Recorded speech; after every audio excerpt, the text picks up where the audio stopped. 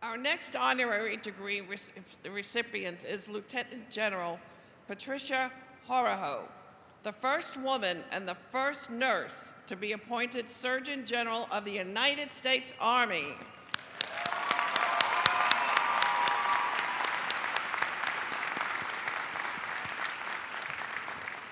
Overseeing the country's third largest healthcare system, Lieutenant General Horoho's leadership and bravery have earned her a Distinguished Service Medal, Legion of Merit, and the Bronze Star Medal.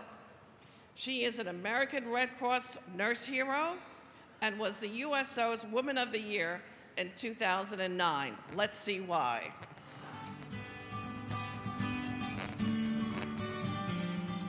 Lieutenant General Patricia Horoho is a woman of first.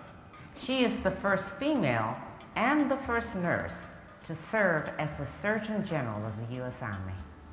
She has always demonstrated heroism and grace under pressure. We all remember 9/11. Inside the Pentagon on September 11, 2001, when the plane hit our building, my colleagues and I remember the shudder of the building and the smoke. We remember the wounded that walked out. We remember the chaos amid the smoke. But most of all, we remember those who risked their lives to enter and re-enter the blackened corridors to rescue those that were trapped inside. That day, like no other day, made me realize the people who stand strong in a crisis come from expected and unexpected sources. General Horoho is an inspiration to American soldiers because of her calm demeanor, her demonstrated leadership, and most especially the compassion she has shown in times of trouble. What I found out when I assumed the role of the Surgeon General is that my passion really is this transformation to health. We have a tremendous opportunity to take health outside of our bricks and mortars and extend that into the life space. So we have our physical therapists that are being aligned to our brigade combat teams. We have embedded behavioral health that we've moved into our brigade combat teams. So we're trying to take as much health and health care and push it where our soldiers are making those decisions of activity. So as we have our physical therapists help them with improving the way that they exercise, trying to decrease injury prevention through knowledge and stretching and making sure that they have the understanding of the mechanics. So it's incorporating all of this education and technology and the individual choices together. Her vision includes a focus on preventative behaviors and innovative collaborations. You know, we are a nation where we spend more dollars on healthcare and we're becoming less and less healthy. We have an opportunity to really look and say, how do we, within the military, partner with the United States to really improve the health of Americans?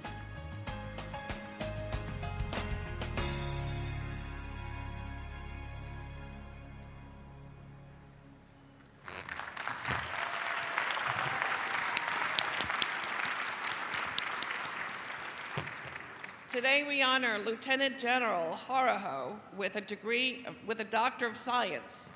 General Horoho, please join me at the lectern.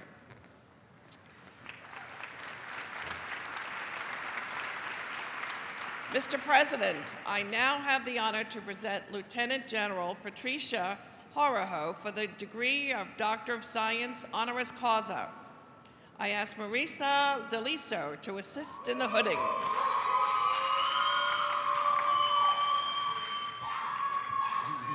Mr. President, I request you confer the degree. By the authority vested in me by the Board of Trustees of New York Institute of Technology and the Board of Regents of the University of the State of New York, I hereby confer upon you the degree of Doctor of Science honoris causa with all the rights and privileges pertaining thereto.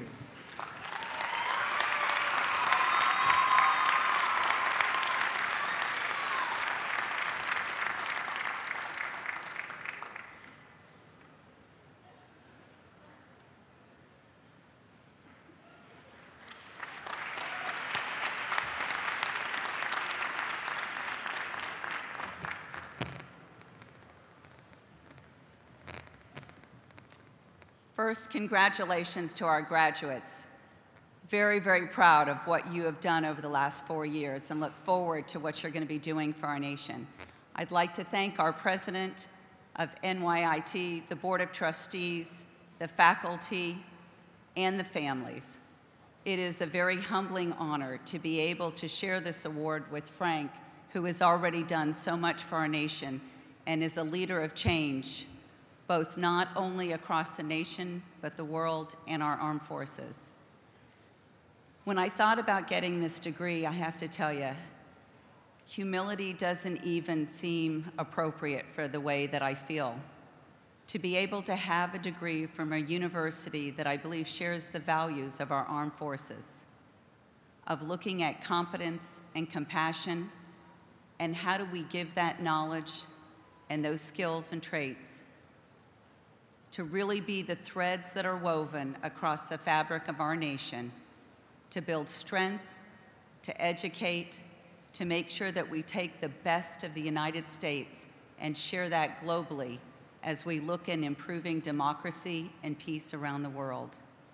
So if I could just offer you one small advice, I would say, continue to have the courage to connect, continue to have the courage to care, and continue to have the courage to change and remain relevant as the world around you changes. So thank you very much, and I'm extremely honored to be able to share this with you. Thank you.